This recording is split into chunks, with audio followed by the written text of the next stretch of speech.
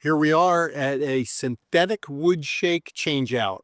We've got the old original wood shake on this beautiful English Tudor, and we're going to swap that out, remove it because of the fire hazard, the pests, and all of that organic material that can create problems, and replace this with a beautiful faux wood shake by Brava.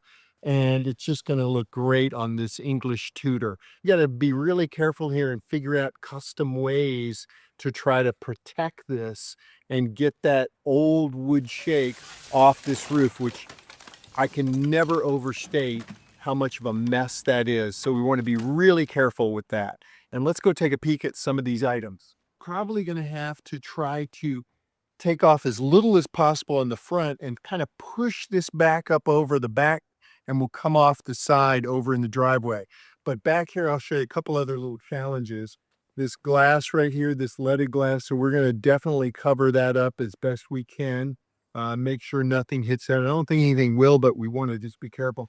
And back here, you come back here, a very fragile ground cover. So this side, if you look up right here up at the top, you can see how steep this is. And that just means all this material is going to come down here. So we want to cover everything. We want to set something so that we can make sure that when we demo all that material off that roof, that everything's nice and clean and nothing down here is destroyed. This is where we stage the truck so that we can bring the material off. One thing to note here, we've got to put the protection against the fascia. And so when we finish, you see there's some little nails there, little tacks to hold that material up. We're going to pull that out, and then we're going to match whatever that is on the fascia so we can get it all clean and put it right back to the way it was, because it really is a beautiful color and house here. And this dirt and debris, when you're removing the shake 30, 40 years, just loaded. So we cover the sides because we don't want all the dust and the dirt to hit these walls and get them all dirty and messy. You don't want to have to repaint the house too.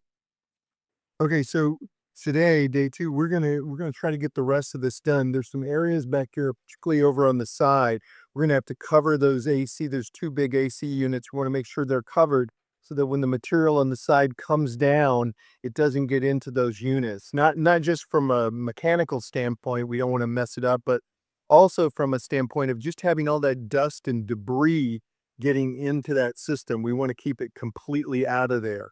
And so the goal today is kind of finish this up, get everything all set, and really clean it up so that by tomorrow we can be on that final leg, have everything all nice and clean. There's some areas up there where there was some bad wood. We're gonna have to clean that. There's a little location here where this roofie hits the other roofies. I think it's a little too flat. We're probably gonna put a little cant, a little cricket in there so that the water flows off that roof properly, and then it's going to last another 50, 60, 70 years.